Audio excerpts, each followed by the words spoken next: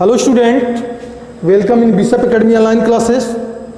Today my topic is comparison of acidic character between phenol and carboxylic acid. We have already discussed about the comparison of acidic character between phenol and alcohol.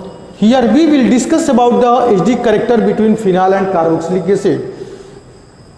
Phenol are less acidic character. Phenol are less acidic character than carboxylic acid.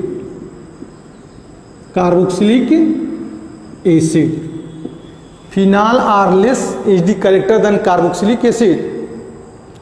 Phenol do not react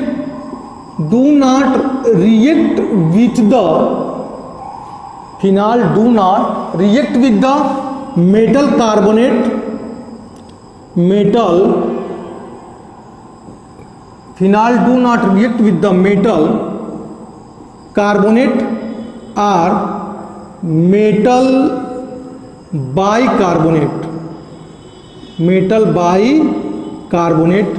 and then to form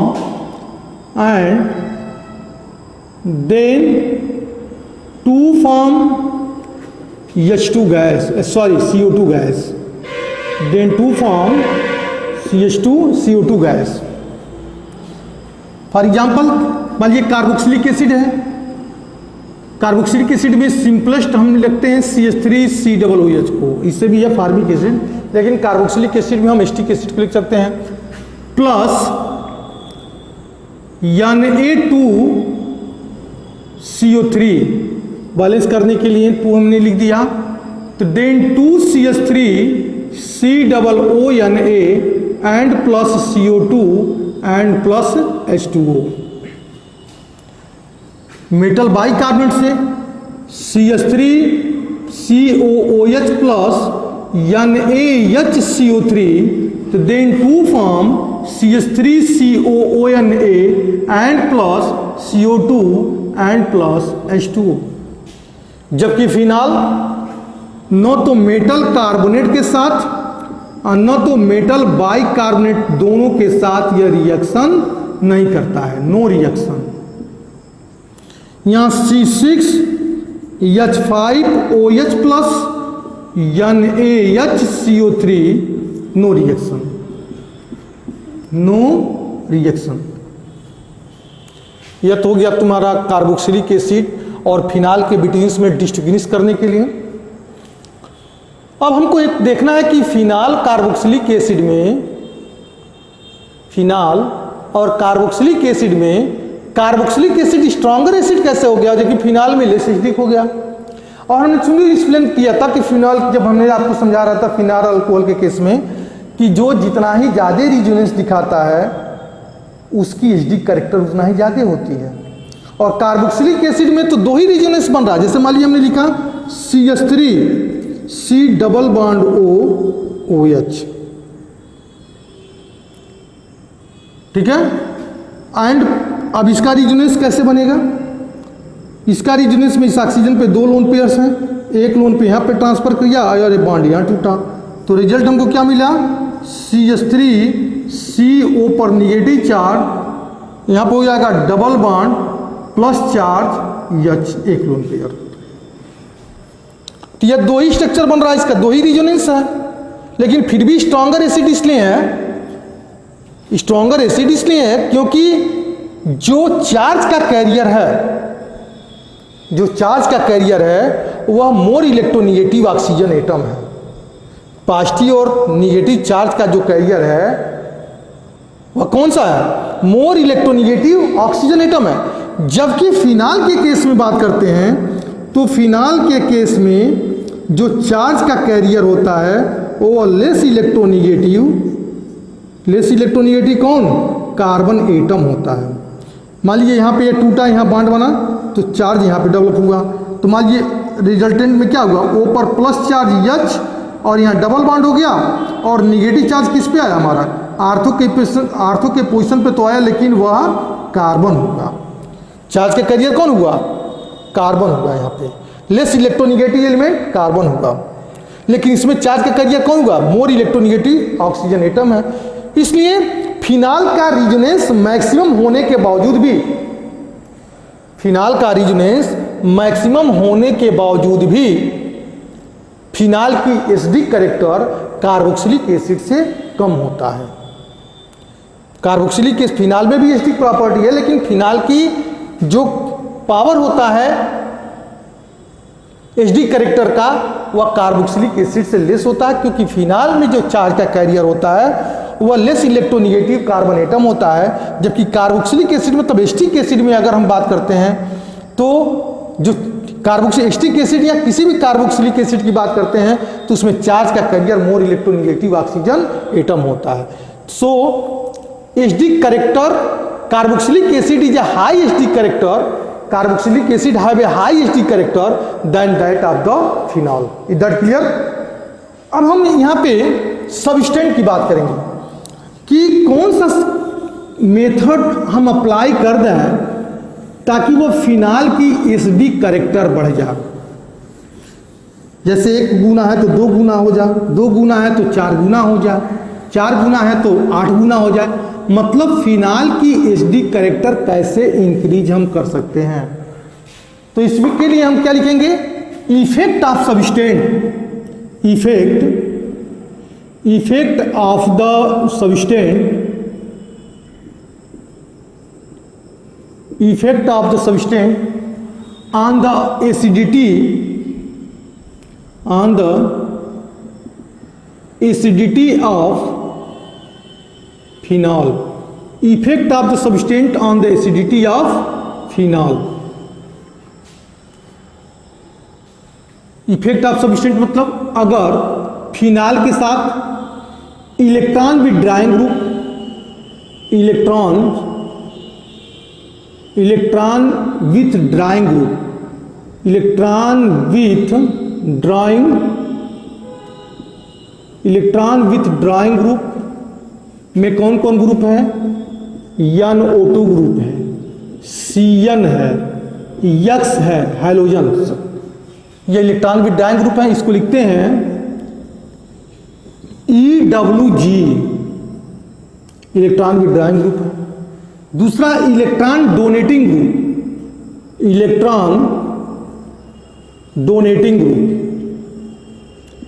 electron donating group कौन कौन है, मतलब इसको short form में लिखते हैं EDG। इसमें आते हैं OCH3 मतलब एल्काक्सी मेथाक्सी, NH2R ग्रुप, ये इलेक्ट्रॉन डोनेटिंग ग्रुप है। अगर इलेक्ट्रॉन विथड्राइंग ग्रुप जोड़ दें, बात समझ में आ रहा है ना, कि अगर फिनाल में इलेक्ट्रॉन विथड्राइंग ग्रुप जोड़ दें तो फिनाल की एसिडिक कैरेक्टर बढ़ जाते हैं, क्योंकि जब इलेक्ट्रॉन विथड्राइंग ग्रुप होगा तो वह इलेक्ट्रॉन को अपनी तरफ अट्रैक्ट करेगा, जिसके वजह से फिनाल के बिटवीन में, जो फिनाल के केस में जो OH बांड है वो इजीली क्या हो जाएगा, ब्रेक हो जाएगा। एक एग्जाम्पल के फॉर्म में आपको समझा रहे हैं। इससे मान लीजिए यहाँ पे OH है, इसके साथ OH है, या हम बेंजीन का स्ट्रक्चर बना रहे हैं, डबल बॉन्ड, यहाँ भी double bond, N plus charge, double bond ऊपर निगेटिव चार्ज, मतलब पैरा के पोजीशन पे NO2 ग्रुप जुड़ा हुआ है। इस फिनाल के पैरा पोजीशन पे कौन सा ग्रुप जुड़ा हुआ है, NO2 ग्रुप जुड़ा है, जिसको पढ़ेंगे P-नाइट्रोफिनॉल, पैरानाइट्रोफिनॉल, P-नाइट्रोफिनॉल मतलब पैरानाइट्रोफिनॉल, ठीक है। अब यह NO2 पैरा के पोजीशन पे जुड़ने की वजह से इस फिनाल की एसिडिक कैरेक्टर को कैसे इंक्रीज कर रहा है, क्योंकि NO2 क्या, हम NO2 यहाँ पे क्या लिखे हैं, इलेक्ट्रॉन विथड्राइंग ग्रुप, तो हमने लिखा है कि effect of substituent on the acidity of phenol. अगर हम फिनाल में इलेक्ट्रॉन विथड्राइंग ग्रुप जोड़ दें तो फिनाल की एचडी कैरेक्टर बढ़ जाते हैं। ठीक वैसे अगर फिनाल में इलेक्ट्रॉन डोनेटिंग ग्रुप जोड़ दें तो फिनाल की एचडी कैरेक्टर कम हो जाते हैं।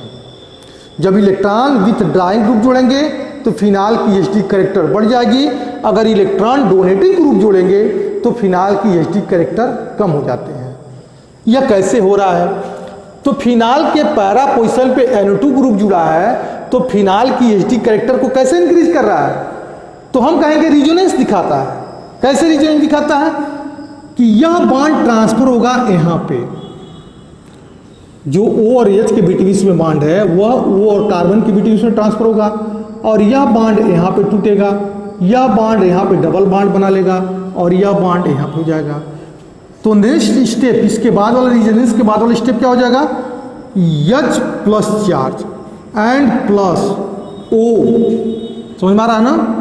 डबल बॉन्ड, अरे निगेटिव हो जाएगा इलेक्ट्रॉन लिया तो।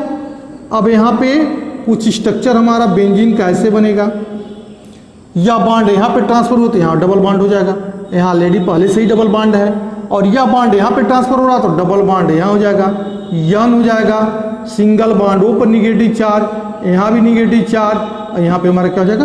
Positive charge. तो अगर NO2 ग्रुप पैरा के पोजीशन पे जुड़ा तो हाइड्रोजन इजीली रिलीज होगा। NO2 पैरा के पोजीशन पे जुड़ा या NO2 इस फिनाल में पैरा के पोजीशन पे जुड़ा तो यहाँ पे हाइड्रोजन का आयंस इजीली रिलीज हुआ, मतलब इजीली प्रोटॉन को क्या किया? डोनेट किया, इजीली प्रोटॉन को डोनेट किया। तो इस कंडीशन की वजह से अगर फिनाल के केस में फिनाल में इलेक्ट्रॉन विथड्राइंग ग्रुप जोड़ देते हैं तो फिनाल की एचडी कैरेक्टर हमारी बढ़ जा रही है। दूसरा पैरा नाइट्रोफिनाल में, ये तो पैरा नाइट्रोफिनाल हो गया। आर्थो नाइट्रोफिनाल की बात कर रहे हैं। आर्थो नाइट्रोफिनाल में OH सिंगल बॉन्ड या बेंजीन का स्ट्रक्चर है, यहाँ पे आर्थो के पोजीशन पे हमने लगा दिया NO2 ग्रुप प्लस चार्ज, यहाँ बॉन्ड है, डबल बॉन्ड यहाँ पे है। ठीक वही प्रोसेस यहाँ भी होगा। इस ऑक्सीजन पे 2 लोन पेयर्स हैं, ठीक है। अब क्या है कि यह 2 लोन पेयर पहले से हैं, यह बॉन्ड यहाँ पे ट्रांसफर हुआ, O और H के बीटवीन का बॉन्ड यहाँ पे ट्रांसफर हुआ और यह बॉन्ड कहाँ ट्रांसफर हुआ? इस पोजीशन पे ट्रांसफर हुआ और यह बॉन्ड यहाँ पे टूटा। तो जब टूटा तो रिजल्टेंट क्या हो गया? O negative charge plus H पर प्लस चार्ज, मतलब OH टूट गया, अब यह डबल बॉन्ड हो गया। यहाँ पे जो बनेगा हमारा स्ट्रक्चर कुछ इस टाइप से बनेगा, डबल बॉन्ड यन, O पर निगेटिव चार्ज, O पर निगेटिव चार्ज प्लस चार्ज, यहाँ भी डबल बॉन्ड और यहाँ भी डबल बॉन्ड। इसको बोलते हैं आर्थो पे NO2 जुड़ा है तो आर्थो नाइट्रोफिनाल, आर्थो नाइट्रोफिनाल, ठीक है। Ortho nitrophenol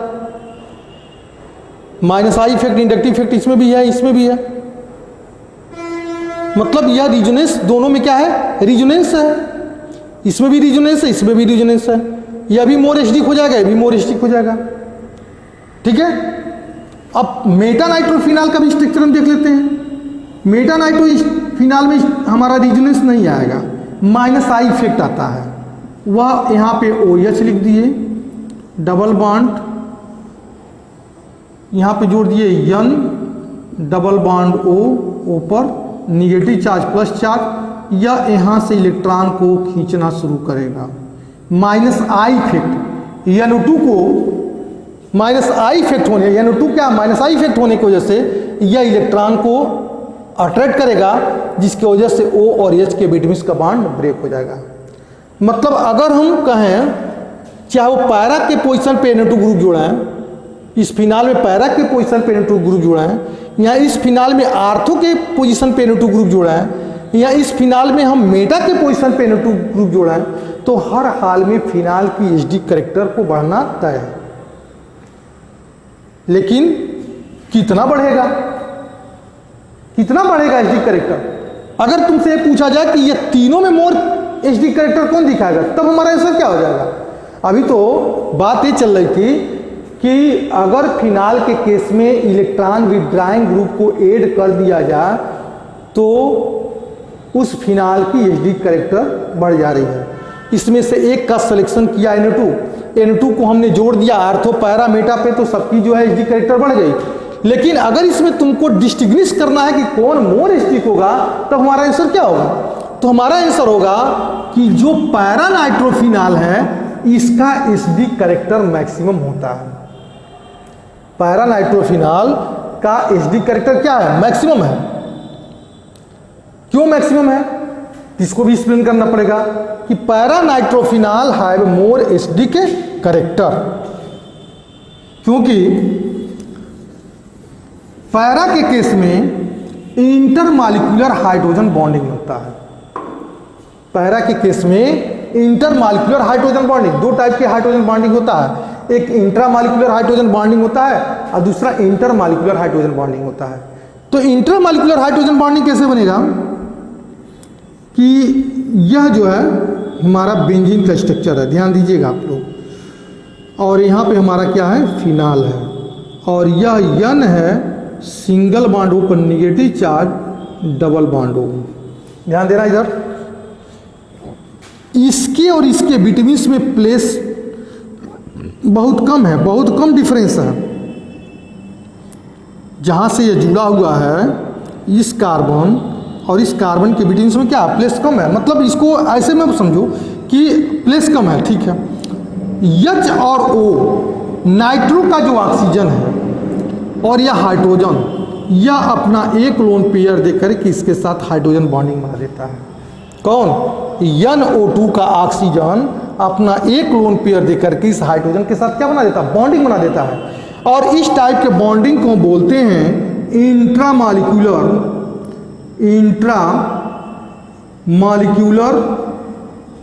hydrogen bonding.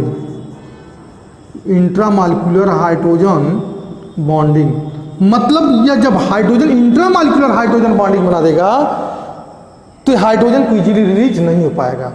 इस आर्थोनाइट्रोफिनाल से हाइड्रोजन इजीली रिलीज नहीं हो पाएगा, जिसके वजह से आर्थोनाइट्रोफिनाल की एसिडिक कैरेक्टर कम होती है पैरानाइट्रोफिनाल से, क्योंकि इस केस में यह हाइड्रोजन और इस ऑक्सीजन के बिटवीन का डिस्टेंस बढ़ गया।